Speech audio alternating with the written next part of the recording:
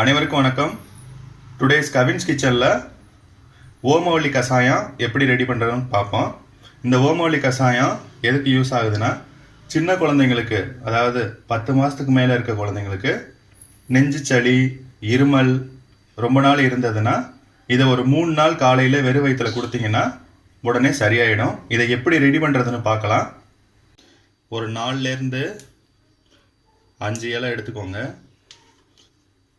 இதை ஓமவல்லி இல்லைன்னா கற்பூரவல்லின்னு சொல்லுவாங்க. இதை நான் ஒரு சின்ன டம்ளருக்கு கசக்கிறேன் பாருங்கள். கையில் நீங்கள் கசக்கினாலே போதும், உங்களுக்கு சாறு கிடச்சிரும். இல்லை கையில் கசக்க முடியலை அப்படின்னா மிக்சி சாரில் போட்டு தண்ணி ஊற்றாமல் லைட்டாக அடிச்சுட்டு ஒரு வெள்ளை துணி விட்டு புழிஞ்சிருங்க. இங்கே பாருங்கள், சாறு எப்படி வருதுன்னு பாருங்கள். கம்மியாக தான் வரும், நிறைய வராது. நீங்கள் ஒரு பாலாடை அளவுக்கு எடுத்துக்கிட்டிங்கன்னா போதும் குழந்தைங்களுக்கு கொடுக்குறதுக்கு. 3 நாள் கண்டினியூஸாக கொடுங்க, கண்டிப்பாக இது சரியாயிடும். 3 நாளைக்கு அப்புறம் நீங்கள் இதை கொடுக்க வேண்டிய அவசியம் கிடையாது.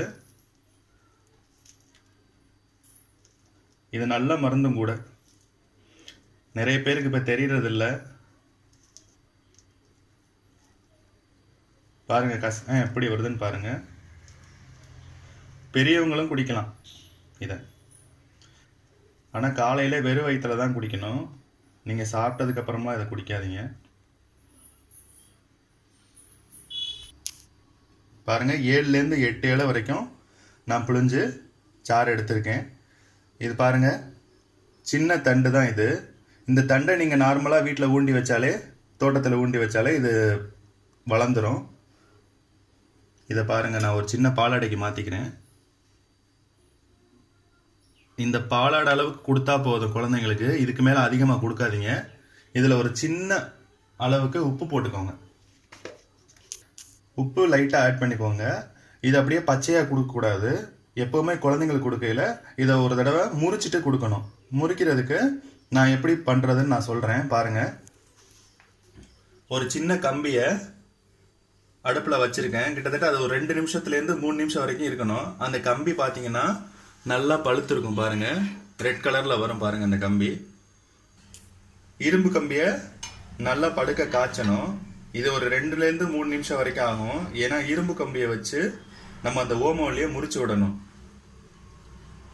பாருங்க, இது ஓரளவுக்கு நல்லா சூடாயிடுச்சு. இப்போ எப்படி முறிக்கிறதுன்னு சொல்லித்தரேன். ஸ்டவ்வை ஆஃப் பண்ணிடலாம். பாருங்க, நமக்கு சுருக்குன்னு ஒரு சவுண்டு வரும், அது வந்தாலே போதும் நமக்கு.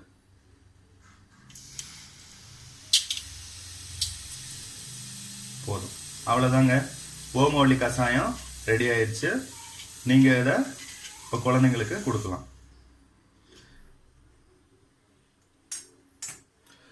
இந்த வீடியோ உங்களுக்கு பிடிச்சிருந்துச்சுன்னா ஷேர் பண்ணுங்கள், சப்ஸ்கிரைப் பண்ணுங்கள், கமெண்ட் பண்ணுங்கள். தேங்க்யூ.